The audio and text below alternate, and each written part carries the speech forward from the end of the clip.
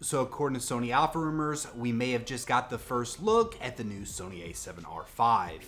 Now, they do go on to say that this could be a faked image and they're not really sure about it.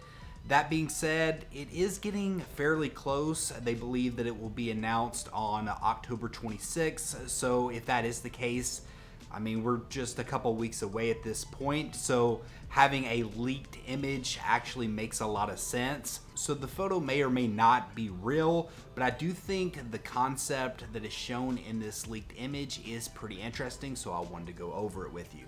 So the main big difference that you'll see in this image is that the PASM dial is moved to the opposite side of the camera, which is of course the biggest difference that you'll see. Also, you'll notice that the C2 button is where the dial used to be. This is a little bit interesting because it makes it more look like a Fujifilm camera or the Fujifilm X-T4 with all the different dials on top of the camera. I was actually holding my Sony A7S III today just to kind of look and see how that would feel, and personally I think it is a pretty good idea to actually bring that over there, because right now it kind of just feels like a whole blank space that's wasted.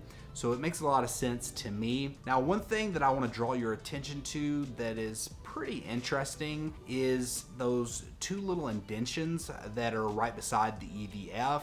It's kind of interesting and different. I'm not 100% sure what that would be, but it looks like it could be a 1/4 inch mounting port, so something kind of like what we're getting on the FX3 as well as the FX30.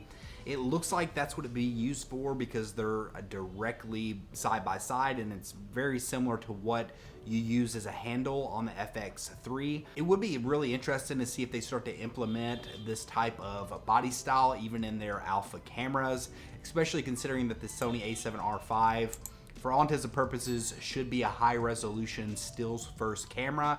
But that being said, having an ability to mount things on your camera for basically no need for a cage, or at least minimal reasons for a cage, that sounds like a good idea to me. Now, some of the things that I'm a little bit skeptical about is that the C2 on this image kind of looks a little crooked to me. Now, I'm not sure if it's just because the low resolution nature of this image, or possibly that makes it even more legit if this button's being pressed. Maybe it's a little offset, but kind of looks a little odd to me. And to show just how easy this would be to Photoshop, here's an image of it from the front that I basically just put together like super fast.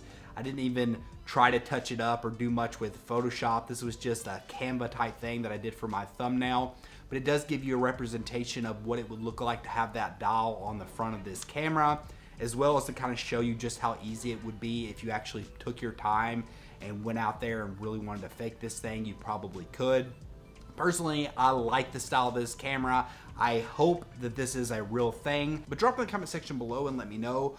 Do you think this is the new design of the camera? Do you think this is a photoshopped image? Are you even interested in this camera? Check out this video right here if you want to see what I think is Sony's biggest anti-consumer practice.